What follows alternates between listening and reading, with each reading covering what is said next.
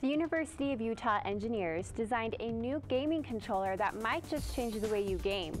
In the studio with us are a few of the contributors of the project, and they will give us the scoop on this new device. Coming up, why did UTA decide to enforce its tap-on, tap-off policy 3 years after it was released? Have you ever wanted to join a club at the University of Utah? I'll tell you about 2 unique clubs when we come back. All this and more coming up on Newsbreak.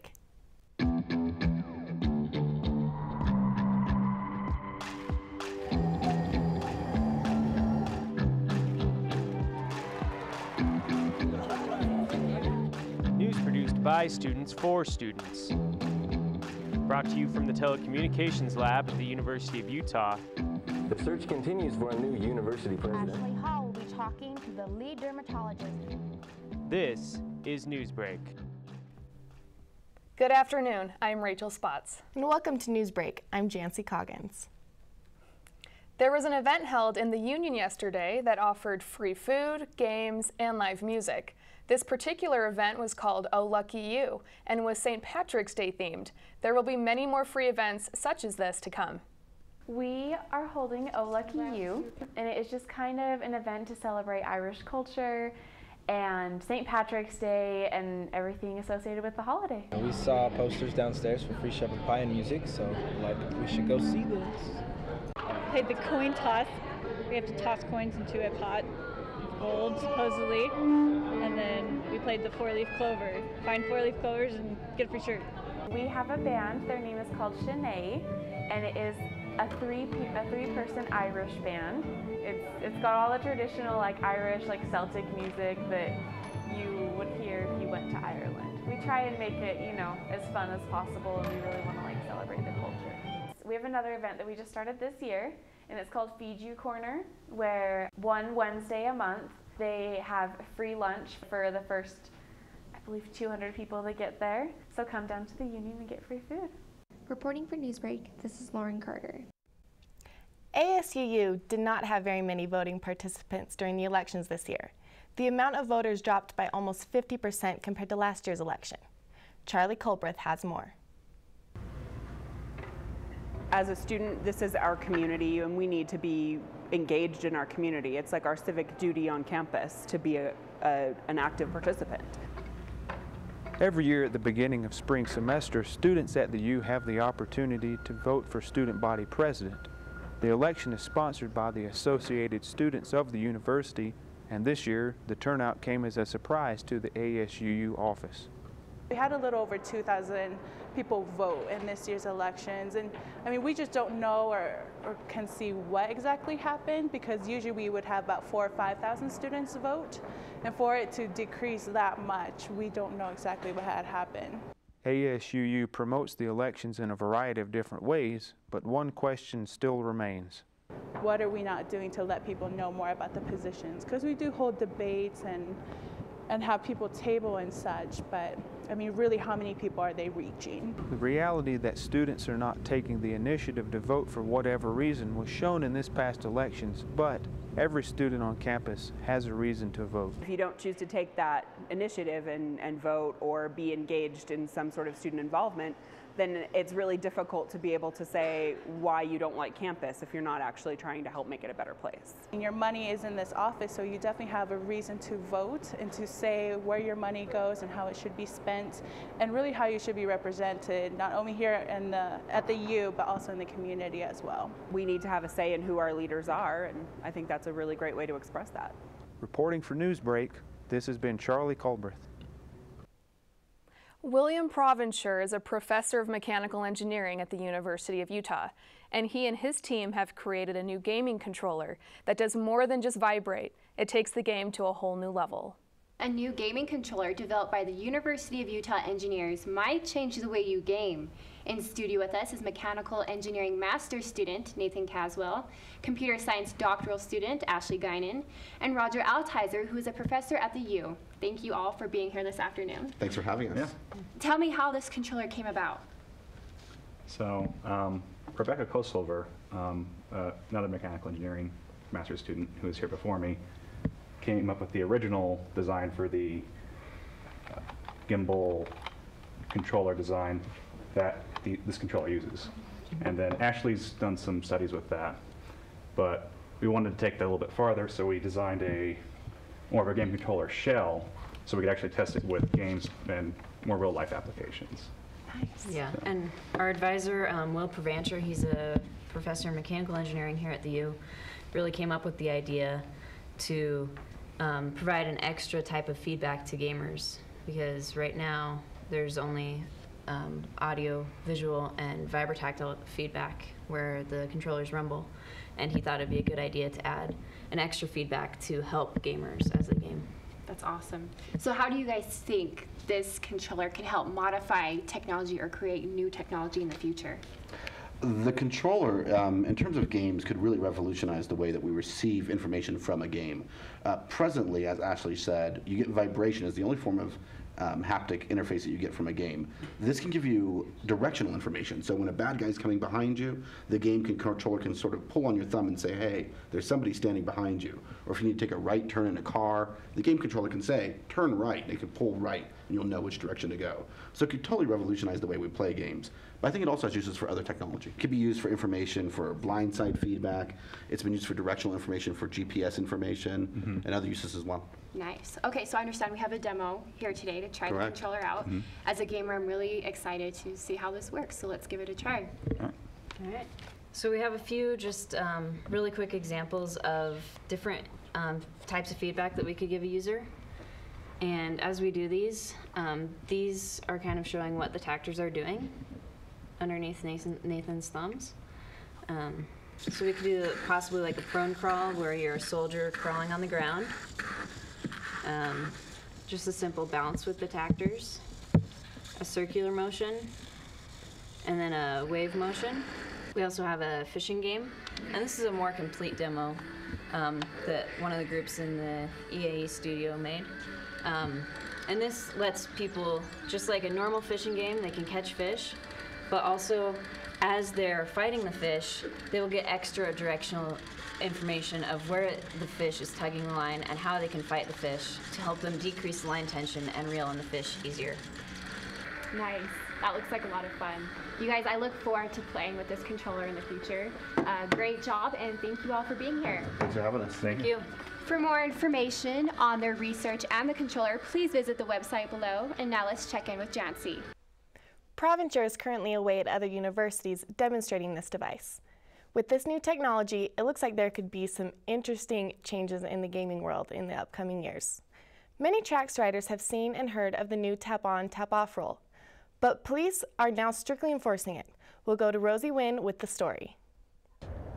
UTA first introduced its tap-on, tap-off policy back in January of 2009. However, they didn't start enforcing it until the beginning of this month, 3 years after its release. UTA says they simply just wanted to give their riders some time to get used to the new system.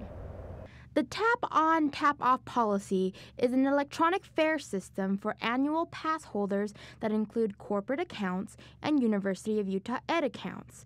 This type of technology helps UT ensure that riders are using valid passes.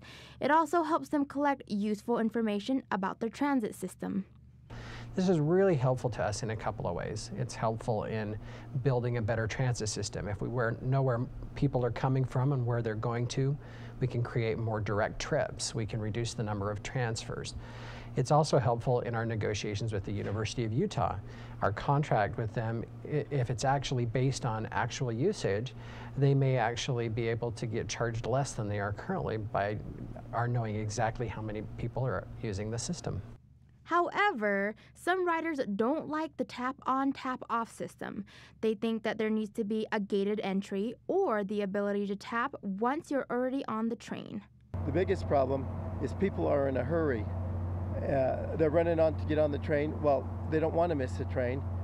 So a lot of them, and I've had to do that too, you know, and it's not something that I try to. I'll scan it twice, and I don't know if that's working, you know, or not, you know, when I get off. But, you know, it's just really hard the way they do it. Nonetheless, UTA says it's the only one in the country that has this convenient contactless card technology and requires that its riders tap whether they're riding the bus, tracks, or front runner. Although transit police are only issuing warnings right now, they say that if it's obvious that you're a frequent rider but you did not tap your card, the citation is $150. Reporting for Newsbreak, I'm Rosie Nguyen. ASUU is holding their annual Easter egg hunt next weekend, and it's open for students as well as their children. But for those of you who have attended the event before, this year there will be a few changes. Nina Pack is at the Union with more. ASUU's Non-Traditional Student Board is holding their annual Easter egg hunt here at the Union on Saturday, March 31st. Students from across the university community and their children can attend the event to find some hidden treasures for the Easter holiday. The Easter egg hunt is an event ASUU has been hosting for years. It's a traditional event that we're super excited to have again. We are hosting it for the first time ever in the Union building, which is going to be really fun. We are expecting 400 to 500 kids running crazy through these halls and gathering Easter eggs. It's going to be a great time. This year, ASUU added 2 changes to the Easter egg hunt. The first one is the location of the event. We decided to host this in the Union because A, it's never been done here before, but also B, it's a great location. Everybody knows where it is. It's big enough to accommodate the number of kids we expect to have and the size of families that people have these days. We also have a lot of space, which is really great. 6,800 eggs will be hidden throughout the Union. The event is targeted towards students with children, especially those living in married student housing. I attend the Easter egg hunt because it's just a great opportunity to get out with my family, with my kids, and just have a great time on campus and with other students that have families. It's just a great family event. The second change made was the addition of 3 golden eggs. Each one contains a family season pass to the zoo, Tracy Aviary, or the planetarium. It's an event that we actually really try to incorporate families. There's very few events that incorporate children, and so the Non-Traditional Student Outreach Board is committed to having family events. This is going to be our 3rd this year, and I think it's going to be a great way to end this season. The Dash for Eggs starts at 10 a.m. Students should plan on getting here bright and early if they want a chance to win one of those 3 golden eggs. For more information on this event, please go to asuu.utah.edu. Reporting for Newsbreak, I'm Nina Pack. Thanks, Nina. There are many clubs on campus such as chess, pool, and various video gaming groups. But what about the lesser-known clubs? Katie Rhodes hung out with 2 of them to get an idea about how different these clubs can be. Out of the 439 clubs that the university has to offer, I interviewed 2 of them, the StarCraft Players Club, along with the U of U's Historical European Martial Arts Club. Hear what David Lewis, president of the StarCraft Players Club, has to say about his organization. So it starts off kind of slow because you only have these 6 units in your main base. And these are minerals right here. These are the resources. So the first thing I did was send my guys to gather resources. So this is them going back and forth. This is my resource count up here. My name is David Lewis. I'm the president of the StarCraft Club, which is the Utah StarCraft, or the StarCraft Players of Utah. Our matches are on Saturdays. That's where we get together in the lab. We all meet an hour before our match. We practice, warm up, hang out, play games, play our match at 2. Once we're done, we usually hang out, play some fun games, and then go get food. Awesome. On Thursdays, that's what today is, we usually just practice, prepare for our matches on Saturday, because we'll know what our matchup is beforehand, so we can prepare against the players and figure out our strategies. And then we hang out, have fun, have food. There's over 100 people who are on my mailing list, and there's probably 10 to 15 that are active that I talk to consistently. This season, we're actually 13-2. 13-2. Wow. Yep, we're at the end of the regular season, and we're going into playoffs, and we'll be part of the playoffs. While the StarCraft Players season is coming to an end with playoffs, another club at the U, the Historical European Martial Arts Club, is year-round. Currently, they meet at Liberty Park every Saturday at 12 o'clock. I'm Michael Ricks, co-president of the U of U HEMA Club. And I'm Jordan Hinckley, other co-president of the U of U HEMA Club.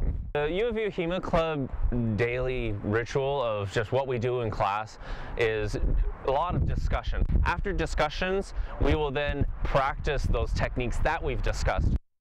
Besides our circle fighting, we actually do some drills. During our Saturday class, we actually do what are called warfares, where we have 2 separate teams and then they just fight against each other. We do melees, which are one-on-one. It's everybody for themselves. Hopefully a lot of people who may have not ever heard of this before, or maybe have seen movies and been like, I've always wanted to try that, or have bought a sword from a store, decided to swing it around in the backyard.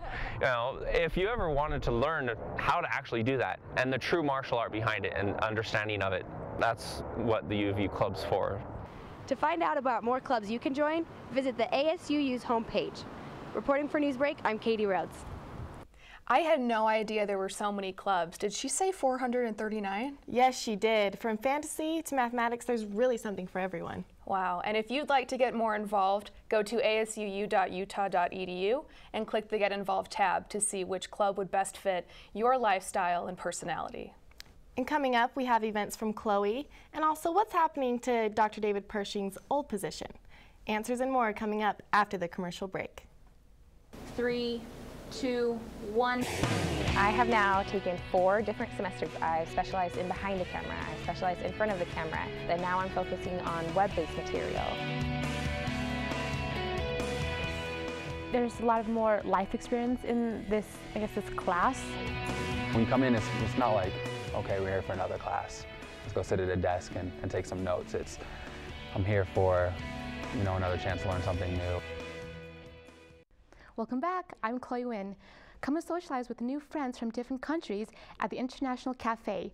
The event is an opportunity to have fun with friends after a long week of studying and working.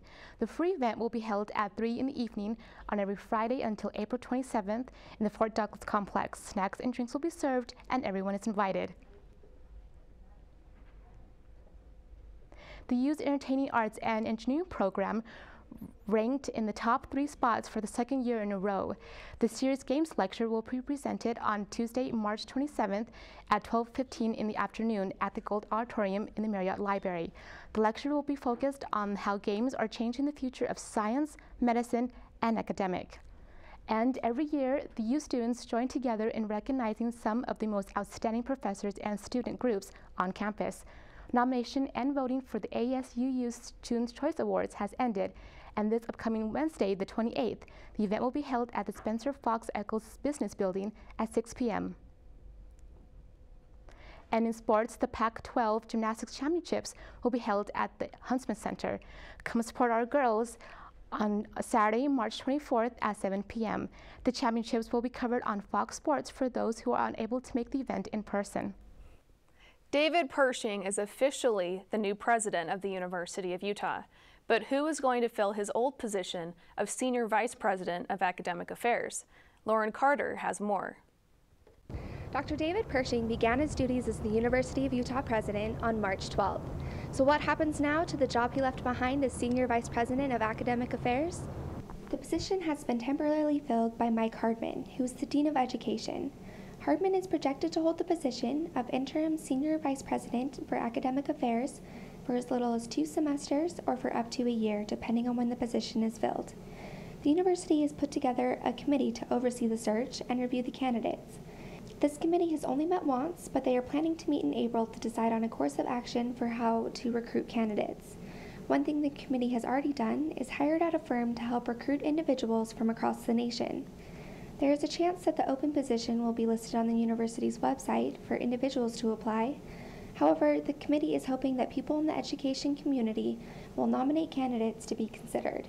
Reporting for Newsbreak, this is Lauren Carter. This has been the show produced by students for students. Thanks for joining us on Newsbreak. Have a good night. Ooh.